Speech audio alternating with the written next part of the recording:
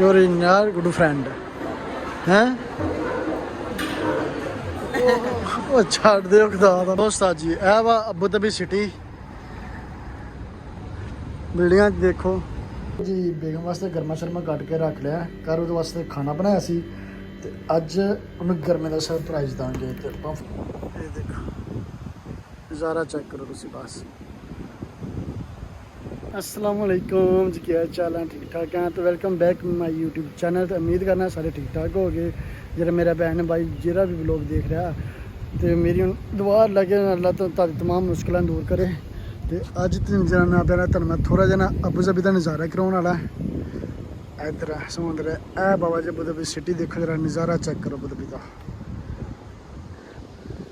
रीम area ठीक है। तो समुंदर के एरिया इन्होंने बनाई है बोर्ड वास्ते ठीक है। यह बिल्डिंगां दे ना, यह बिल्डिंगां चोन वास्ते ना, ये समुंदर के रस्ते इधर बोर्ड वगैरह जिन्हें रखनी है रख चुके हो। तो यह जी सामने यह जो बिल्डिंग है ना, यह हॉस्पिटल है गया। तो बड़ा मशहूर तरीन हॉस्पिटल है और बहुत महंगा वा। इतने सारे लोकल आते हैं ठीक है, या गोरे वगैरह इलाज करवाते हैं आके।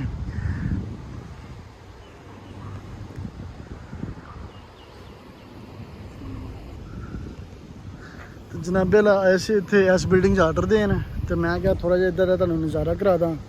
इधर का थोड़ा थोड़ा माहौल तुहानूं दिखा दिए। तो बड़ा ज़बरदस्त गर्मी अज थोड़ी जी कम ही आ, लेकिन हवा चल रही है। लेकिन पिछले 2 दिन बहुत ज़्यादा गर्मी से, तकरीबन सुबह 10 का टाइम आ तो गर्मी घट ही आ, लेकिन 11 बजे तो या 12 बजे तो बाद बहुत ज़्यादा गर्मी हो जाती है इतने। मैं तुहानूं पिछों थोड़ा जिहा एरिया दिखावां। आ देखो एक टावर इतनी कितनी ज़्यादा ना जगह रखी हुई है अपने सेविंग वास्ते। तो यह जो सब है अबू धाबी सिटी सारा देखो। यह तकरीबन जो मैं इलाके खलो के वीडियो बना रहा ना, सिटी तो साइड से थोड़ा जहा एरिया। ये देखो नज़ारा चेक करो तुसी बस। तो तुहाडे भरा नूं आर्डर भी आ गया जे, मैनूं लगदा फिर जी उस्ताद जी, तुहाडे भरा नूं आर्डर भी आ गया। हुण बल्कि सिटी जो रेस्टोरेंट मैं उधर भी साइड से आर्डर चुकना जाके। तो इंशाअल्लाह तुहानूं आस्ता आस्ता अबू धाबी दा चप्पा चप्पा स्टैप बाय स्टैप सारे दिखा देना अपने ब्लॉग दे विच ठीक है। तो अगर तुसीं मेरे चैनल ते नहीं जे तो चैनल सबसक्राइब करो, वीडियो नूं लाइक मारो। तो उन्नी देर तक मैं आर्डर जाके चुक लवा। इधर से जाना पड़ेगा, इधर से। हाय हाय हाय हाय हाय हाय देख लो मेरे भाई पीछे हो जो सफाई कर रहे हैं ना, इन्होंने बेचारियों के जो इतने इन्होंने सैलरी बहुत कम होंगी आ।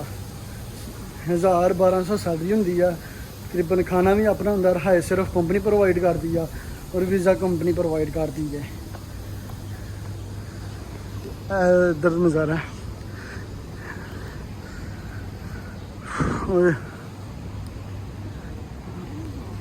दोस्त जी। यह बिल्डिंग आर्डर देना लैन बहुत लंबी लगी हुई है। एक मसलन तो तुम जिग जैग करके नहीं जा सकते, जिग जैग करके जाओगे तो फाइन आ जाएगा। पसीना पसीनी हो जाएगा भरा गर्मी से, बहुत पसीना हुआ। लेकिन गल ये जो लैन की कोई तरह ना सिग्नल सिर्फ 30 सैकेंड वास्ते खोलता फिर बंद हो जाता। एक बसा दी लैना लग गई दोस्त जी। यह वा अबू धाबी सिटी, बिल्डिंगां देखो कि तकरीबन बिल्डिंगां ने। तो अल्लाह तुहाडा भला गर्मी बहुत आ। देखो पसीनो पसीनी हो गया तुहाडा भरा। इत्थे बाबा जी इस तरह की बसां चलदियां, ये सिटी चलदी। इधर तुहानूं थोड़ा नज़ारा कराइए। इस बिल्डिंग देना आर्डर तुहाडे भरा ने। यह देखो पसीना कितना आ गया यार, उतों अलग है आर्डर चुक के लै गए, पसीनो पसीनी हो गया। ए बाबा जी अबू धाबी सिटी। चलो सर जी तुहाडे भरा नूं लगी प्यास, कोई ठंडा ठंडा पी लिया। यह मार्केट आ, तो छोटी जी मार्केट है। अच्छा इत्थे जो है ना इस तरह की मशीनां लगी होंगे हैं, इधर तुम अपने इंटरनेशनल बैलेंस करवा सकते हो। सारे पाकिस्तान, इंडिया, अफगानिस्तान, फिलिपीन, नेपाल, जिथे जिथे तुम करवाना चाहते करवा सकते हो। आए आए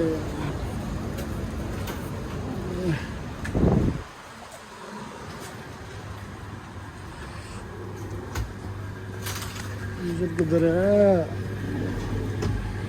वाह, देखो चर्चा स्टिंग,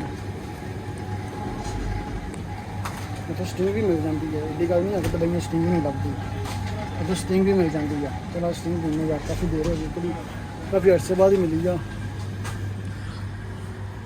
साहब कैसे हैं? अल्हम्दुलिल्लाह। कितना? 5 दिरहम कार्ड लगवाइए।